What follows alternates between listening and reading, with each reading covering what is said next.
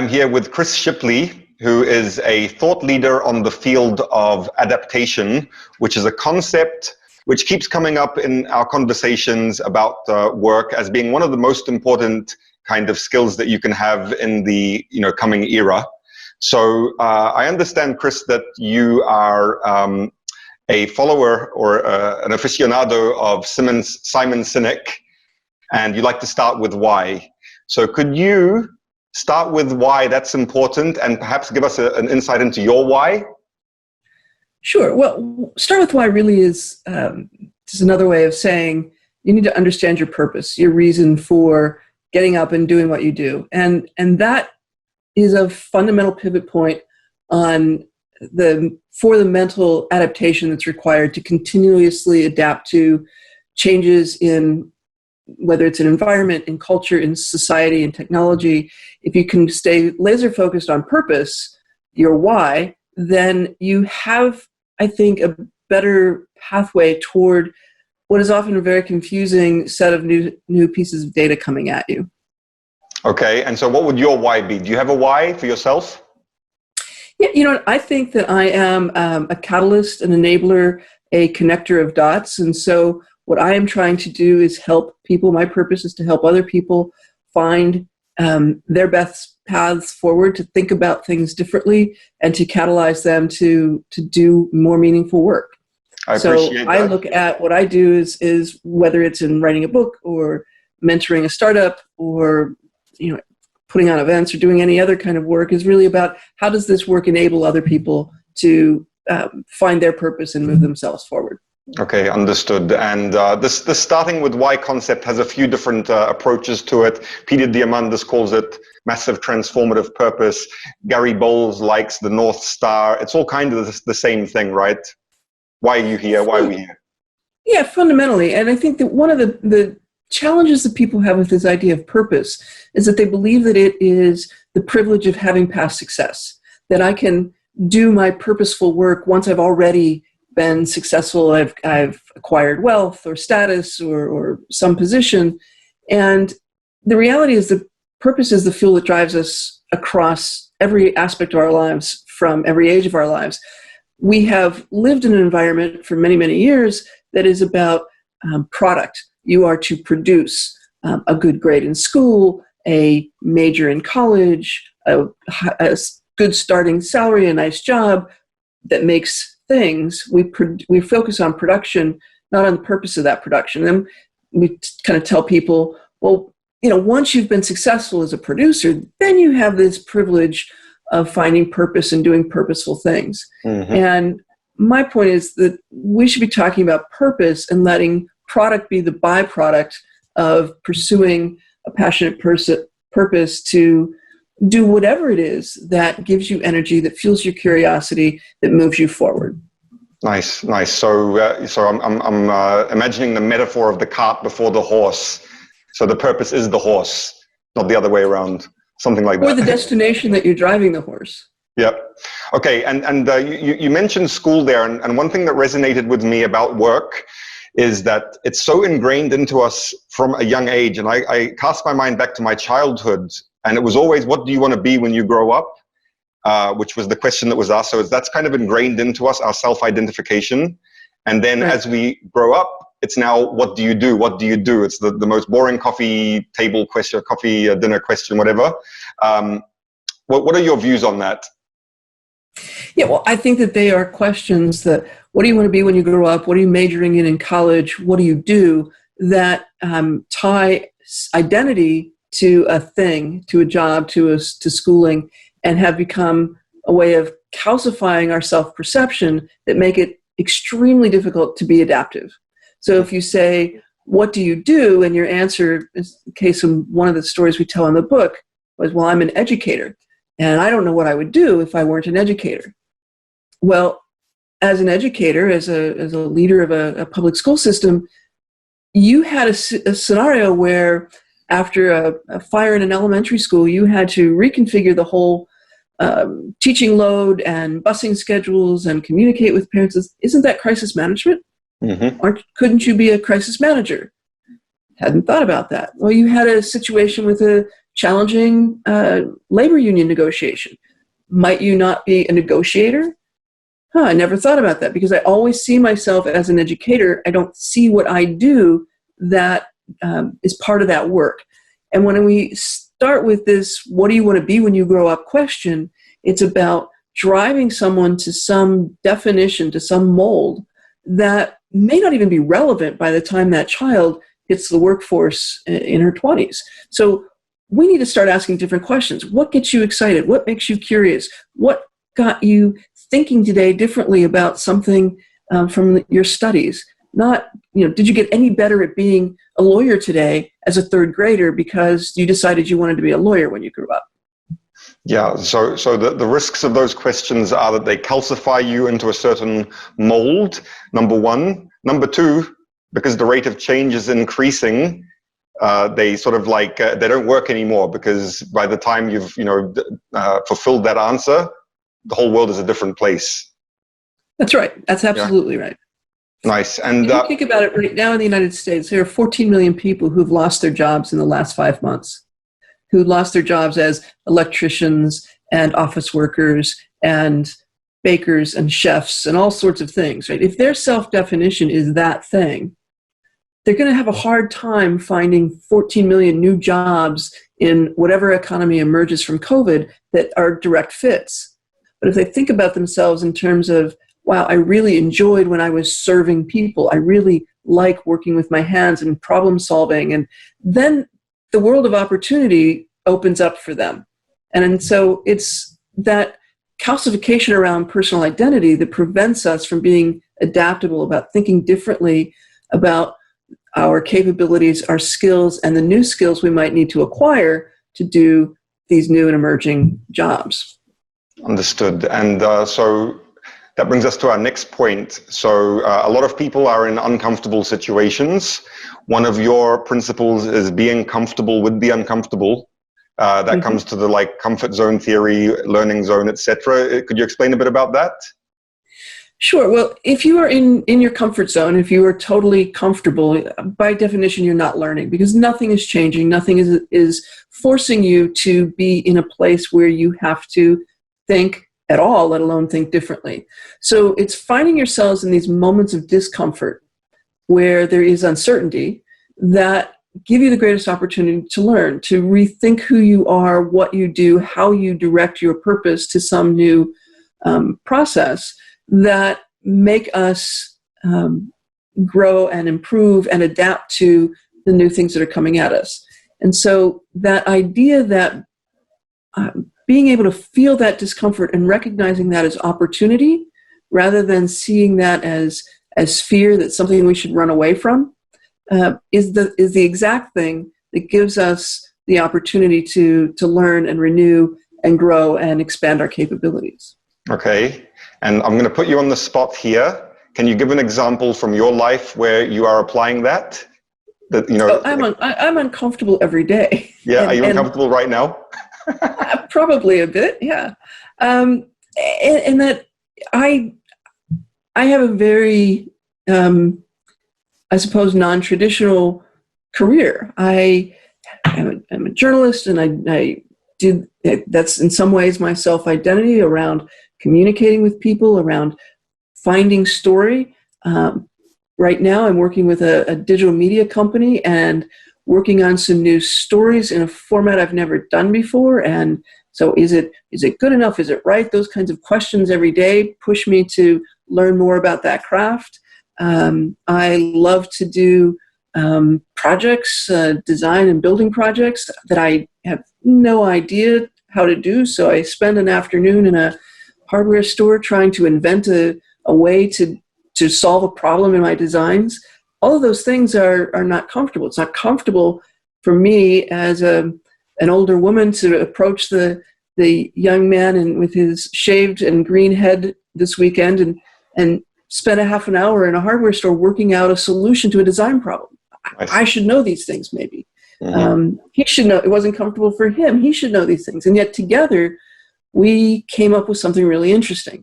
And that, again, would have been much easier, much more efficient if I'd been able to go in, buy the product, leave, and get back to my workshop. But instead, I had this collaborative experience with this young man that made us both smarter. And I think that's the kind of discomfort. It's not always meaning that you're in pain, but meaning that you're pushing yourself to learn and think differently. And that kind of discomfort is opportunity for discovery and growth and learning. And that is what we have to be doing continuously as we move forward in a future that is coming at us with all kinds of unknowns. Okay, and so thank you for the story. The key takeaway that I'm getting from that is when you find yourself feeling unpleasant, uncomfortable, search a little bit and try to find, are you actually in the learning zone? That's right. Or can this be an opportunity for that learning to be there? I mean, there are times when we're uncomfortable simply because we're uncomfortable, and that's okay too. But to take that deep breath and say, what's the opportunity here? Is this a discomfort that leads to an opportunity to learn, to push past my innate introspective self and become more extroverted and have these conversations that help me learn? Or do I really just need to, shut up and sort through the bolts and figure it out myself? Both of those things are different, come to different outcomes, but taking that moment to understand where you are in that moment and what opportunities you have from it are, I think, fundamental to being that adaptive mindset. Mm-hmm. And it also reminds me of the principles of stress. You have stress, which is a sort of negative thing, and you have eustress, which makes you stronger. Mm-hmm. Inside in the exercise world, it's like what you actually build muscle by breaking down the fibers. It's the same sort of thing with comfort zone. So let's move on to adaptability, adaptation, in terms of, I think you had a couple of pillars here: adaptability, portable skills, and learning agility. Mm-hmm. These are your main kind of core ideas, are they? Certainly among them. I think that we tend to educate in a system that is about identifying skills that are needed for a thing, a career typically, or a job, and then codifying that into curriculum, and then shoving that into the heads of students. And we have this predetermined outcome that we will be educated, this end state, once we have learned the skills and craft of a particular job. And part of I think if you think about adaptable learning is understanding that thing, that endpoint, will have shifted just by definition. That process of identifying, codifying, educating is a much longer arc than that particular task for which it may exist. So instead, we need to think about what are our portable skills and abilities. What do we know at a core level that can be essentially the operating system of our learning? So how do we think about creativity and problem seeking as in addition to problem finding?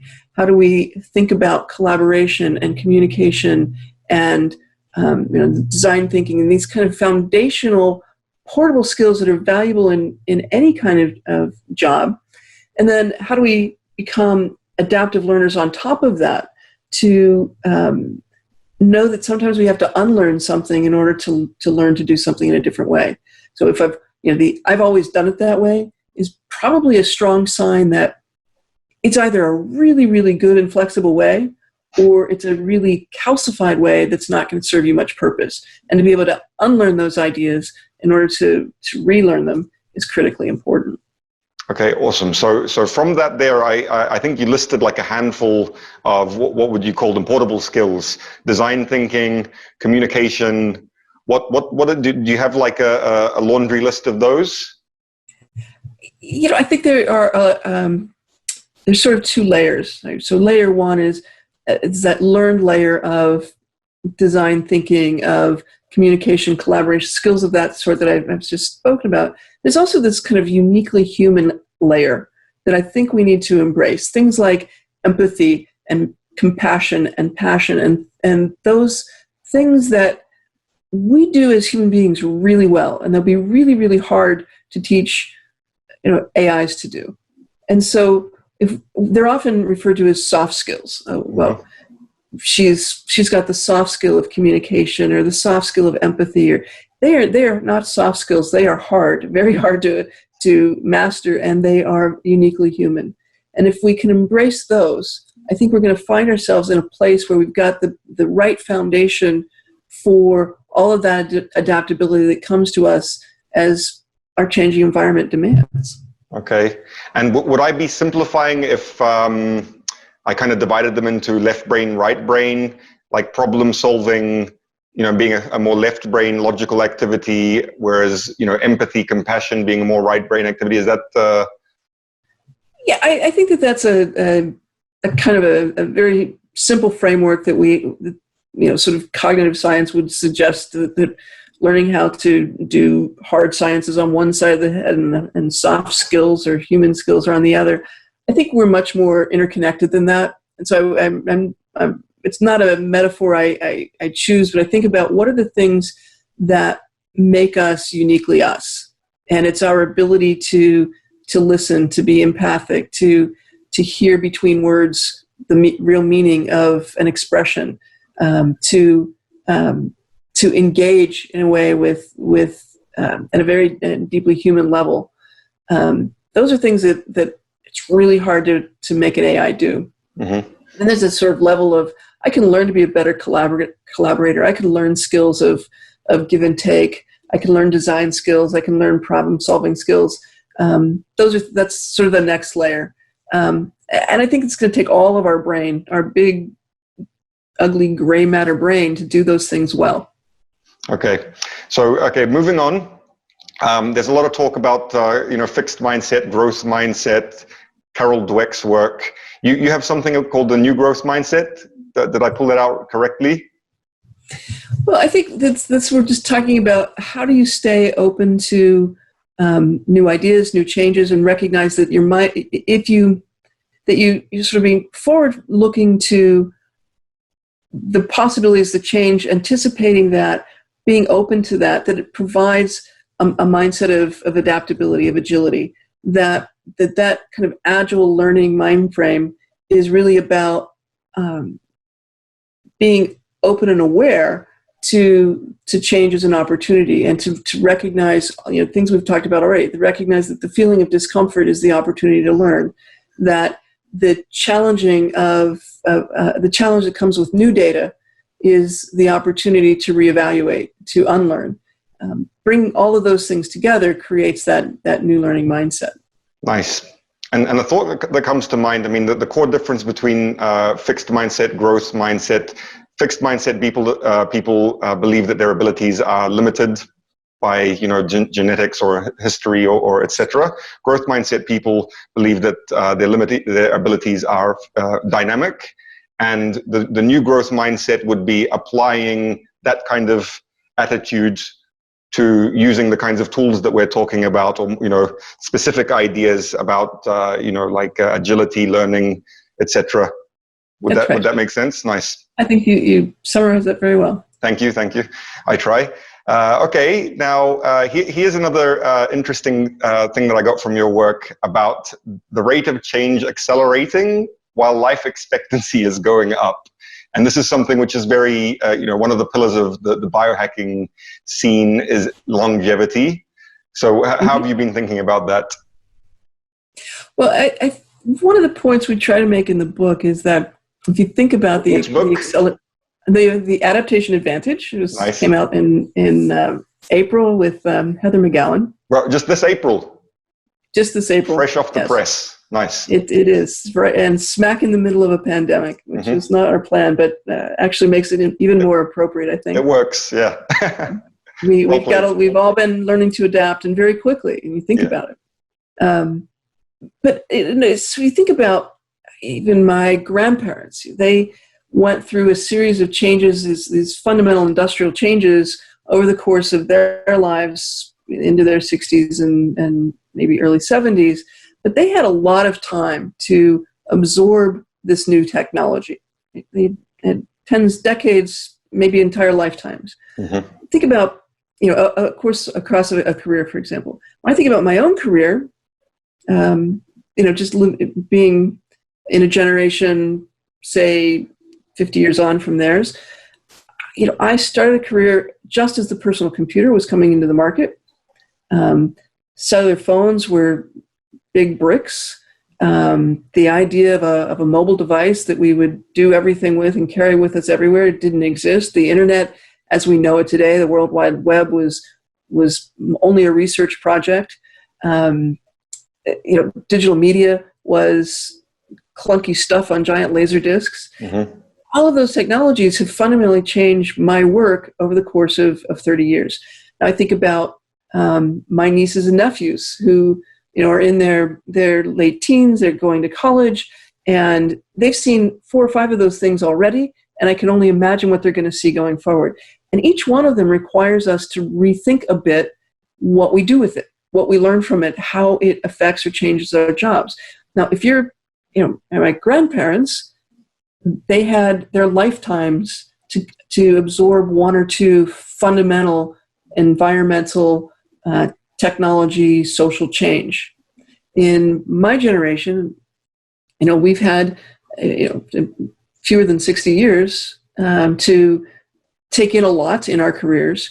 And then you look at our children's generations, they're doing this all the time. Every few years, they're finding something new, discovering it, exploiting it, moving on to the next thing.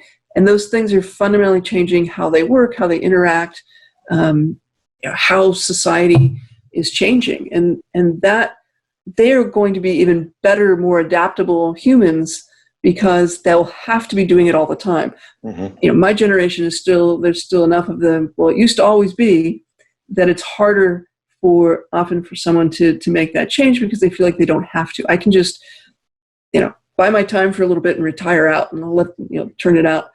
Well, that works if you live to be 70. That gives you a nice chunk of retirement years. You've probably saved for it. God bless you. Have a good time. When you think about the fact that, and as I believe, even considering my family history, I'm likely to live well into my hundreds. That gives me time for a whole new career if I choose it. Mm-hmm. And kind of scary. Now my mindset, what I wrestle with is a mindset that said, oh, all that learning I was supposed to do, I should have gone to design school, or I should have gone to law school, or I should have done, it's too late now. Well, if you think about in the rearview mirror, maybe that seems that way in an old worldview where I might have another 10 years of my career. But if I think of it that the advances in medicine and longevity mean that I'm going to live into my hundreds, well, that's a lot of time for me to spend, binge watching whatever we binge watched in 40 years. Playing golf and being retired. Yeah. And that idea just horrifies me that I'll just bore myself to death at a young age. So what do you do now to prepare for sort of, someone used to be called your second act careers? I think it's going to be a second, a third, a fourth act as we see longevity, not just about, preserving ourselves forever in silicon or something, but longevity being the true fact of us having these lifespans that require really different ways of thinking about learning. They require very different ideas about social safety nets, very different ideas about family and culture and community but while all of our systems are still based on the idea that I go to school, I get a dose of learning, I work for 30 or 40 years, I retire and I die. Our systems aren't, what we need, what we will be, are not going to be supported by those systems. And we really do need, I think, remarkable generative change to prepare a pathway for that much longer future. Nice. And one metaphor, a bit of a cheesy metaphor that comes to mind, if we are going to, as we can expect to live for 100, 120, etc., is these kinds of things that we're talking about, these principles, they're kind of like apps or mental models that you can install into your brain that will help you to cope with that when the younger generations, they're more built into it. I'm sure the principles are still the same in a way, but we can install these apps now as the older generations and then stay a little bit, and ride the waves instead of being tumbled by them, I guess. Now let's move on. So you were talking about the historical view, our parents' generations, grandparents, the rate of change. And that brings me to the next point about the era that we're living in. So most people start with the hunter-gatherer, agricultural, industrial, information. You're claiming we're in the augmented era. Was that your idea? What's the story there? Well, so I work with Heather McGowan. We've written this book together, and we've been, I think, really good thought processors, and also, I think, bringing in lots of different ideas. And I don't want to claim that the augmented era is some owned idea. But that's yours and hers. You guys came up with that.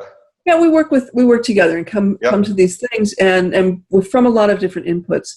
And the point here really is that as we were seeing so much of the narrative being about, the robots are coming for us, our understanding is not that. I mean, there are many things that algorithms will do better than humans, and thank God, algorithms don't get sick, they don't get COVID. There are lots of great ways to use robots and do work that humans would be very vulnerable to. But at the same time, what I think is so much more important is how do we work together with algorithms, with robots, with whatever the technology is, to be better, to improve the rate at which we think, the rate of discovery, just as machines helped lift heavy loads, algorithms will help lift heavy thinking and free us as humans to do the stuff that we can do uniquely better than an algorithm, and use the algorithm to do that stuff that is often tiresome and repetitive. And if I had to sort through a mountain of data, that would be a long and difficult and boring process for me. But an algorithm can do that, and I can start to do the pattern matching and have that aha moment that is augmented by the work of the machine. And that's where I think we need to understand that we have been augmented for a long, long time. Mm-hmm. We just don't see it that way. The phone's a perfect example. Yeah. I will regularly be asked for my wife's phone number. I cannot tell you what it is because it's in my phone. I've never had to memorize it. Right? And I don't need to, and I'm not spending a lot of cycles worrying about that. I just look it up when I need it. Right? And I think that's where when we think of that as some assistant, some database, it's really a way of augmenting our memory. Right? And if we understand that that's not bad, then augmenting other cognitive skills and other cognitive duties to algorithms that can do it better, faster, cheaper, so that we can be liberated to do the hard stuff, to do the creative stuff. That's the kind of augmented thinking that I think is an era we're moving into as we think about cognitive labor. Absolutely, and the term which comes to mind is centaur intelligence, human intelligence with machine intelligence. It's looking like the most interesting application of AI right now. For example, there's like freestyle chess tournaments, which is humans with computers, no holds barred, whoever wins. It's getting pretty interesting. Human assisted machine intelligence. The centaur, like the ancient half man, half horse creature. Okay, so I think we've covered some really good ground. Thank you so much. I would like to wrap up by asking you, what do you feel is the most important idea ideas that you'd like to share with our audience? It can be something we've covered or something we missed. We might use it for the social media. What would that be? I think the most important thing to keep in mind right now is that the slowest rate of change you're ever going to experience in your life is right now. Nice. That things are only going to get faster and faster and faster. And by things, I mean technology, I mean social change, I mean our global environment, our every measure of culture and demographics. And if you recognize that we are in this period of continuous change, and the change is coming faster and faster and faster, then it's easier to embrace the idea of getting comfortable with discomfort, becoming adaptable, recognizing that you always have to be thinking about what next, what don't I know, not what do I know. And so recognizing that change isn't an enemy, that change is an opportunity, and that you are going to be flooded with opportunity as time goes by. Beautiful. Thank you so much, Chris. We will share your new book is The Adaptation Advantage. We will share that as a resource. Do you have any other resources that you'd want to point people to? I think the book is a great place to start. We, Heather and I, also keep a blog, and we'll be producing a podcast coming forward in the fall on the adaptationadvantage.com. So feel free to check in there. Thank you. Oh, my pleasure. Thank you. Great questions. Thank you.